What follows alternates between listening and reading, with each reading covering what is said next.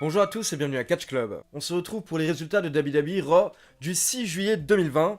Allez, c'est parti. Le show démarre avec l'entrée du champion Drew McIntyre. McIntyre qui nous hype son match face à Dolph Ziggler qui aura lieu lors de Extreme Rules. Et le champion nous rappelle qu'il a donné le droit à Dolph Ziggler de choisir la stipulation de leur match. Donc Ziggler fait son entrée pour nous dévoiler cette stipulation et il dit que la stipulation est un secret. Puis Dolph Ziggler accuse Drew McIntyre de l'avoir trahi et de l'avoir oublié pendant qu'il était en route vers le titre. Et Ziggler nous dit qu'il n'est pas le seul à qui Drew McIntyre a fait ça, il y en a d'autres. Et là, on a le droit à l'entrée de Heath Slater. Heath Slater qui a été viré par la WWE mi-avril et qui bien entendu faisait partie du 3-man band avec Drew McIntyre et Jinder Mahal. Slater fait son entrée avec un t-shirt Free Agent, donc agent libre, et comme je l'ai déjà expliqué, actuellement Slater et tous les catcheurs qui ont été virés mi-avril doivent attendre jusqu'à mi-juillet avant de pouvoir apparaître dans une autre fédération. Par contre, pendant ces 3 mois de la clause de non-concurrence, ils peuvent être réutilisés par la WWE si la fédération le souhaite. Par exemple, la WWE avait également utilisé Kurt Angle il y a quelques semaines à SmackDown, alors que Kurt Angle a également été viré mi-avril. Et là, honnêtement, on a eu le droit à une promo génialissime de la part de Heath Slater. Certaines personnes m'ont dit hier soir qu'il a enfin prouvé qu'il était bon au micro, et par contre là, je leur ai répondu que ce n'est pas la première fois. Il nous l'avait déjà prouvé il y a environ 4 ans, quand justement il était dans une storyline d'agent libre, et qu'il souhaitait être signé par Raw ou par SmackDown. Il avait notamment fait une promo à SmackDown qui était génialissime. Mais hier soir, c'était encore mieux, car il y avait de l'intensité, c'était crédible et ça avait l'air vraiment réel. Heath Slater a mélangé la vie privée des catcheurs avec le côté WWE, le côté divertissement. Slater nous explique que cette année, il a regardé WrestleMania chez lui et il a sauté dans tous les sens, il a pleuré quand il a vu Drew McIntyre devenir champion, car il aime McIntyre. Slater précise que McIntyre est comme son frère, et il y a quelques années, quand Drew McIntyre avait été viré par la WWE, Heath Slater l'avait appelé pour prendre de ses nouvelles. Mais Slater demande à McIntyre « Et toi, tu étais où pour moi ?» Slater dit qu'il n'a eu aucune nouvelle de McIntyre depuis qu'il a été licencié, puis Slater a commencé à parler de sa vie privée, notamment de ses enfants. Il a expliqué que bien entendu il n'a pas 22 enfants comme son personnage le prétend, mais il a 2 filles, Drew le sait très bien, et il se bat pour ses filles. Slater continue en disant à Drew McIntyre « J'aimerais simplement que tu saches que moi j'étais là pour toi, alors que toi tu n'étais pas là pour moi. » Puis Slater mentionne que la dernière fois qu'il était présent à la WWE, c'était lors de l'émission WWE de Bump, il y a quelques semaines. Et Drew McIntyre était également présent et il avait dit qu'il lancerait une pétition, il va lancer une campagne pour qu'il ait un match face à Heath Slater à la WWE. Mais à la place, Heath Slater s'est retrouvé licencié. Slater dit qu'il espère que leur amitié pourra tenir, mais ce soir il est là pour saisir une opportunité. Il demande à McIntyre de lui donner ce qu'il mérite et ce que McIntyre lui avait promis en tant qu'ami. Mais on peut voir Drew McIntyre qui murmure et il n'a pas l'air de vouloir affronter Heath Slater. Donc Heath Slater a poussé McIntyre et il l'a giflé. Puis Slater lui dit alors maintenant, et McIntyre répond ok, tu as ton match. Je conseille à tout le monde de voir ce segment parce que pour moi c'est une leçon de promo de la part de Heath Slater. Il avait l'air de croire tout ce qu'il disait, on pouvait sentir l'émotion durant la promo, et alors que tout allait retomber quand McIntyre a dit non, Heath Slater l'a giflé violemment pour relancer le segment. Donc bravo Heath Slater, mais par contre il faut préciser que forcément ça a un petit peu donné une mauvaise image à Drew McIntyre, qui est censé être le grand champion babyface. On enchaîne donc direct avec le match entre Slater et McIntyre, et autant on a eu le droit à une promo énorme de Heath Slater, par contre, on a eu un match très court derrière, un match de moins de 30 secondes. Heath Slater a porté quelques coups de poing à Drew McIntyre, puis il a enlevé son t-shirt. Et quand il s'est retourné, McIntyre lui a porté un Claymore Kick pour la victoire. Beaucoup de personnes se sont plaintes de la durée du match de Heath Slater en disant qu'il méritait mieux comme adieu. Mais honnêtement, selon moi, la durée du match n'était pas très importante, car ce dont on se rappellera, c'est vraiment la promo qu'il a effectuée avant le match, et sa promo était le meilleur adieu possible. Après le match, Drew McIntyre est en train de remonter la rampe, alors que Dolph Ziggler monte sur le ring et il commence à engueuler Heath Slater. Dolph Ziggler a commencé à mettre des baffes à Heath Slater, donc Slater a repoussé violemment Dolph Ziggler. Mais bien entendu, Ziggler n'a pas apprécié, donc il s'est jeté sur Heath Slater, il a commencé à lui mettre des coups de poing, jusqu'à ce que Drew McIntyre intervienne afin de faire fuir Dolph Ziggler. Et derrière, le champion s'est retourné vers Slater, il lui a tendu la main, il l'a aidé à se relever, et ils se sont fait un petit câlin dans le ring, puis Drew McIntyre a levé le bras de Heath Slater qui avait l'air très ému pendant ce moment, et c'était une bonne manière de mettre fin à ce segment, car McIntyre est vraiment passé pour un mec pas cool par rapport au speech de Heath Slater au début du show, car il n'avait rien à répondre quand Heath Slater lui faisait tous ses reproches, et on pouvait voir qu'il était vraiment coupable d'avoir lâché un de ses meilleurs amis. Mais là au moins le segment se termine avec les deux meilleurs amis côte à côte, et tout va bien dans le meilleur des mondes. Il faut également noter que Heath Slater a pris du poids depuis son licenciement, mais il a pris de la masse, donc ça lui va très bien, et j'ai vraiment hâte de voir où il va atterrir mi-juillet. On passe en coulisses où on retrouve Zara Schreiber qui veut interviewer Sasha Banks et Bayley, mais les championnes par équipe disent qu'elles préfèrent directement aller dans le ring pour parler au monde entier. Et alors que Sasha Banks et Bayley s'en vont, on peut voir Asuka qui rejoint Sarah Schreiber. Schreiber demande à Asuka comment elle va faire pour se débrouiller seule face à Bayley et Sasha Banks ce soir, mais Asuka répond « Qui vous a dit que j'étais seule ?» Puis les championnes par équipe ont fait leur entrée, et bien entendu Sasha Banks s'est moquée de Asuka en assurant qu'elle va la battre lors de Extreme Rules. Mais les catcheuses ont été interrompues par Asuka qui nous a présenté l'adversaire de Sasha Banks, Kairi Sane. Donc Kairi Sane était bien de retour hier soir à Raw, donc elle a participé aux enregistrements de Raw pour cette semaine et la semaine prochaine. Mais je le rappelle, comme je l'ai mentionné dans les dernières news, apparemment Kairi Sane a annoncé à la WWE qu'elle souhaite quitter la fédération et elle devrait retourner au Japon prochainement. Maintenant, comme vous le savez, tout est possible à la WWE et peut-être que la fédération arrivera à faire changer d'avis Kairi Sane. On passe donc au second match de la soirée entre Kairi Sane et Sasha Banks. Comme vous pouvez l'imaginer, Bayley a essayé d'intervenir, donc Asuka devait surveiller ce qui se passe. Et à la fin du match, Bayley a attaqué Kairi Sane alors qu'elle portait une prise de soumission à Sasha Banks. Donc Kairi Sane remporte le match par disqualification. Après le match, on a le droit à une petite bagarre générale. Sasha Banks et Bayley se retrouvent à l'extérieur du ring et Kairi Sane leur porte son Insane Elbow depuis la 3e corde. Puis on passe en coulisses et on peut voir que Aleister Black a été attaqué et il porte un masque de Rey Mysterio. Et juste à côté de la scène, on peut voir Seth Rollins et Murphy en train de marcher. Puis on retrouve le Big Show dans les vestiaires avec les Viking Raiders, car plus tard ce soir, le Big Show fera équipe avec les Viking Raiders face à Randy Orton, Andrade et Angel Garza. Les Viking Raiders n'avaient pas l'air très concentrés, donc Big Show a essayé de les motiver pour le match, et à la fin du segment, les 3 catcheurs avaient l'air d'être sur la même longueur d'onde. Puis on a le droit à l'entrée de Kevin Owens qui monte sur le ring pour le Kevin Owens Show, dont l'invité sera Seth Rollins. Donc Kevin Owens commence directement à jeter toutes les chaises qui étaient là pour le décor, car il dit qu'il connaît très bien son adversaire, ça risque d'être tendu, donc il préfère enlever tout ce qu'il y a sur le ring. Puis Owens nous présente son invité qu'il traite de grosse merde,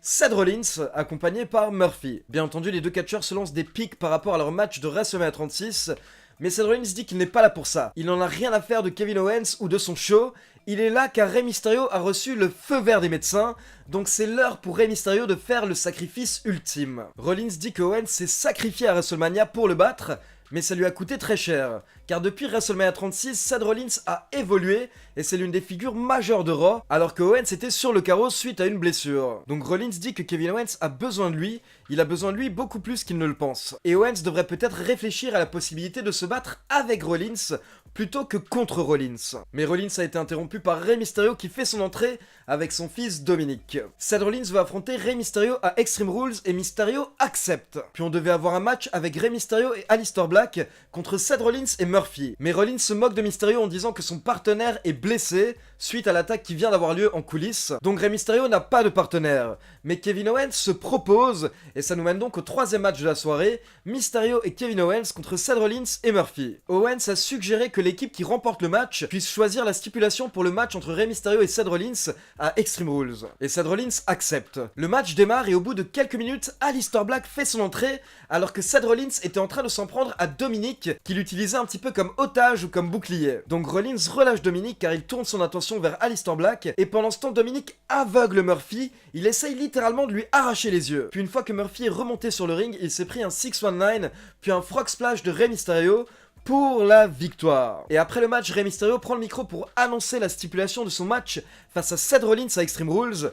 Il décide que ce sera un match œil pour œil, et d'après ce que nous a dit Rey Mysterio hier soir en quelques mots, pour remporter le match, il faudra arracher l'œil de son adversaire. On peut voir que Seth Rollins est choqué par cette stipulation, et même Kevin Owens a l'air très étonné. Puis les commentateurs nous rappellent que la semaine dernière, Apollo Crews a perdu un non-title match face à MVP. Donc on a le droit à une petite interview de MVP et Bobby Lashley en coulisses.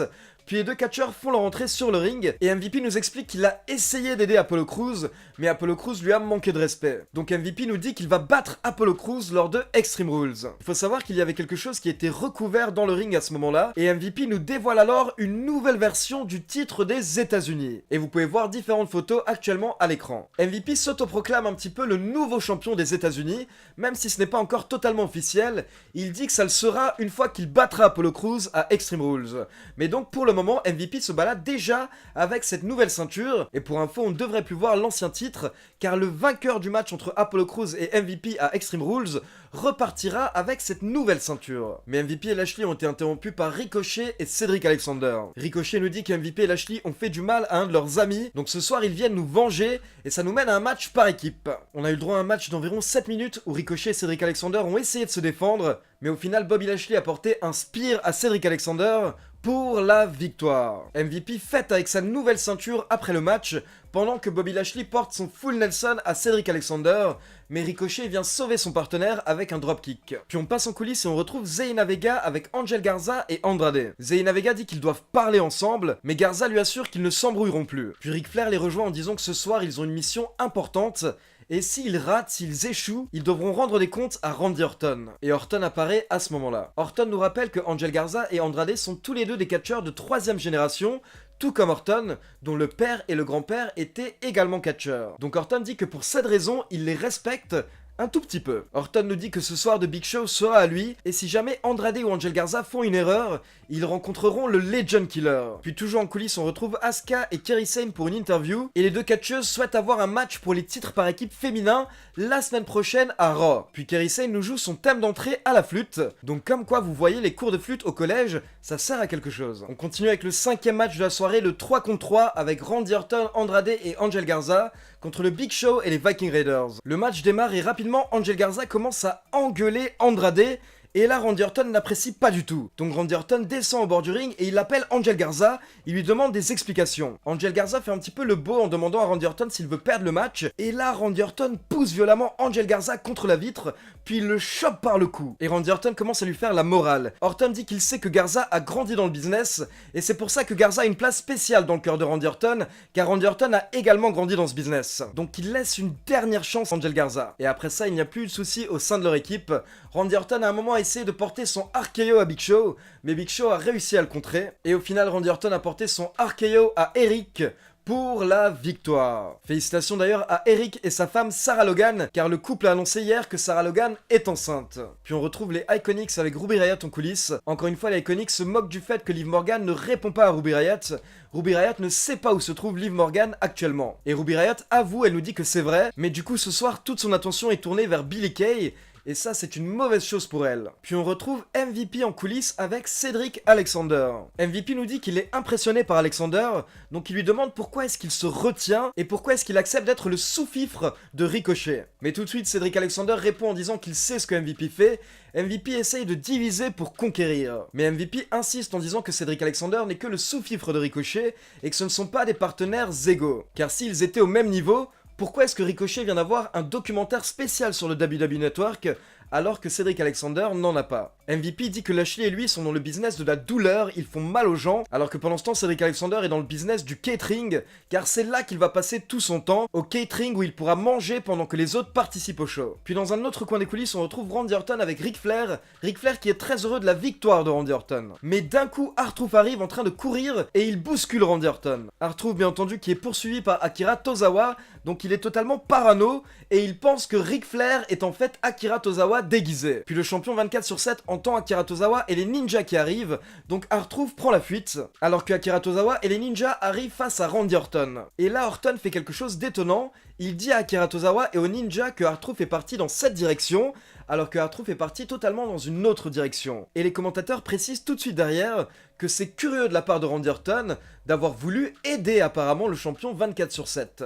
Donc on verra si ça mène à quelque chose lors des prochaines semaines. On enchaîne avec le 6ème match de la soirée, un match très court entre Billie Kay et Ruby Riott. Bien entendu, Peyton Royce est intervenu pour distraire Ruby Riott, et ça a permis à Billie Kay de porter son finisher pour la victoire. Puis on a le droit à une autre interview de Sasha Banks et Bayley en coulisses, et Sasha Banks s'emballe, elle accepte le défi de Asuka et Kairi Sane pour la semaine prochaine, pour les titres par équipe féminin.